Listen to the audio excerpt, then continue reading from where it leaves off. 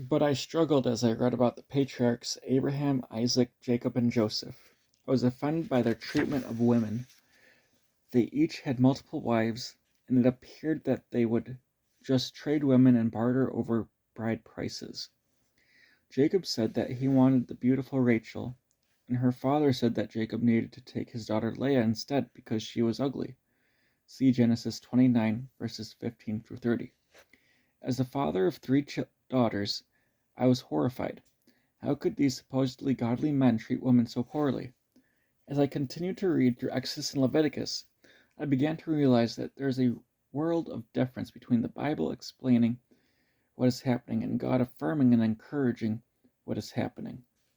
Again, Timothy Keller is helpful here in pointing out the contribution of the celebrated Jewish scholar Robert Alter.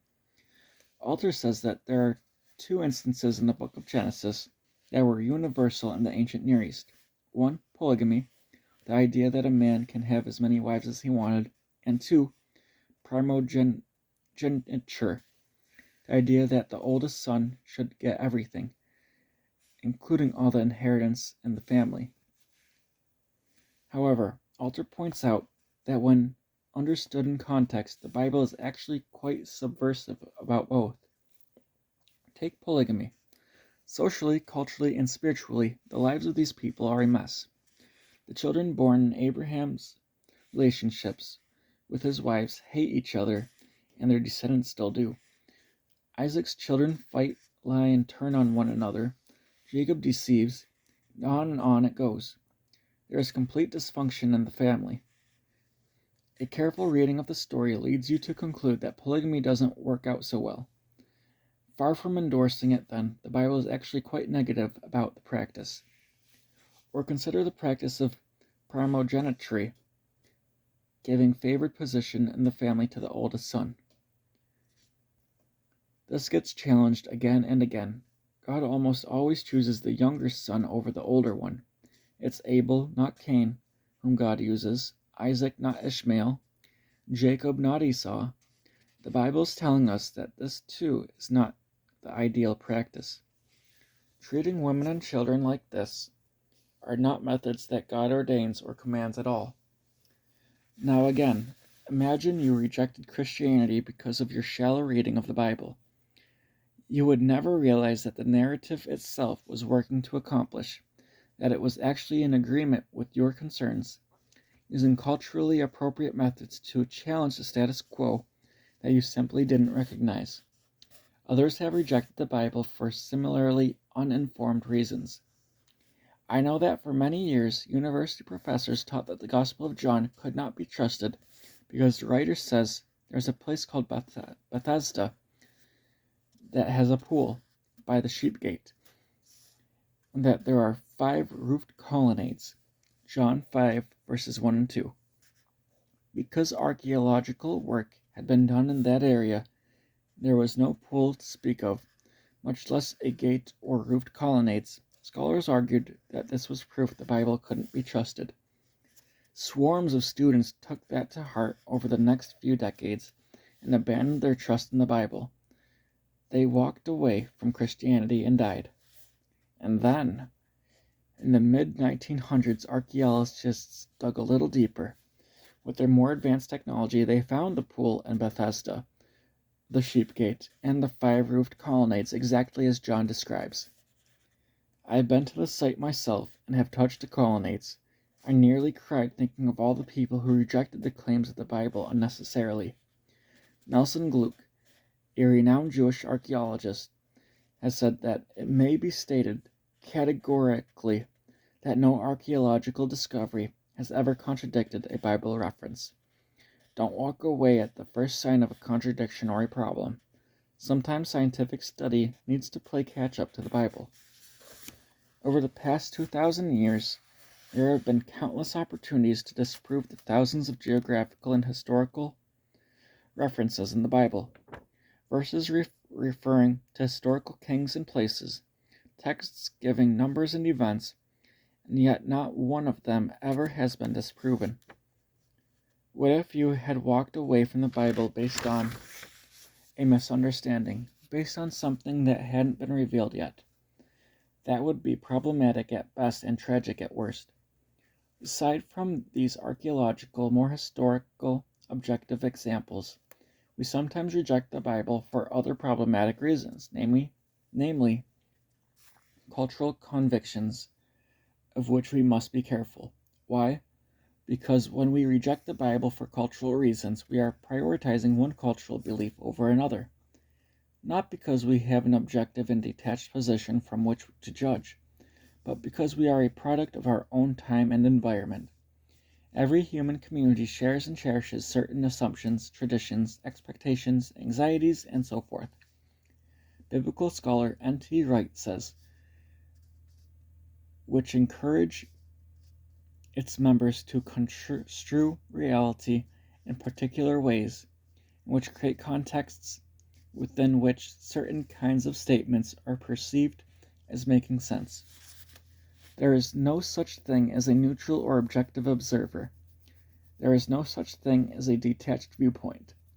Therefore, we have to be careful that we do not allow our cultural movement to define truth blindly or keep us from considering new ideas. We can't continue to hold on to an idea simply because our family or our university or the media has told us it's right. Such ideas must be held lightly and, if challenged by the evidence, abandoned, because it's possible that our culture's stories, symbols, and acceptable behaviors are the ones that are misguided or just flat out wrong. We must be careful not to elevate our cultural moment above something spoken by God that transcends all cultures and time. In a generation or two, our ideas are going to look outdated and silly, so we can't let them be the paradigm of truth. Personal trust. The Bible is not about you. In addition to cultural misunderstandings, people may reject the Bible because it demands something of them personally that they don't want to do. Many of the people who show up at our church have walked away from Christianity because they went to church as a kid or read the Bible, and instead of it being freeing and life-giving, it was a burden. The reason being that they read it as if it were all about them, about their moral life and what they could do for God. Instead of setting them free, therefore, Christianity crushed them personally. It was about what they had to do to please God, and though they tried with all their might not to lie or steal or gossip or sleep around, they inevitably failed. And maybe that's you. The good news is that Jesus challenges this whole way of relating to God and says, in essence, do you know what the Bible would tell you if you were reading it properly? It would say, of course you failed at these things. Everybody fails at these things.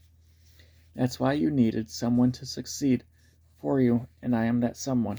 The entire Bible, even the stories of the Old Testament, are pointing us to Jesus Christ, to who he is and what he has done for humanity. As a well-known children's Bible reminds us, every story whispers his name. As one preacher I heard points out, Jesus is the true and better Adam who passed the test in the garden and whose obedience is given to us. Jesus is the true and better Abraham, answering the call of God to go out into the void to create a new people of God. Jesus is the true and better David, whose victory becomes his people's victory, even though they didn't lift a stone to accomplish it. The point is that the Bible isn't about you. It's not about what we can do so God will love and save us. It's about what Jesus has done. You and I are not brave like Moses or David or Samson, so God had to be brave for us. That's why Jesus came. God doesn't save you and use you because of you, but in spite of you. And that's the most liberating news of all. That's what the gospel is all about. Cursed be everyone who does not abide by all things written in the book of the law, and do them.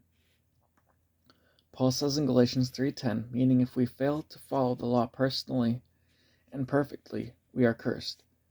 But then the good news, Christ redeemed us from the curse of the law by becoming a curse for us. For it is written, cursed is everyone who is hanged on a tree. 3:13, emphasis added. This means the rules don't have to crush you, because they crushed him in your place. They don't have to cause you to run away from God and reject him, because Jesus was made distant from God and rejected by the Father in your place.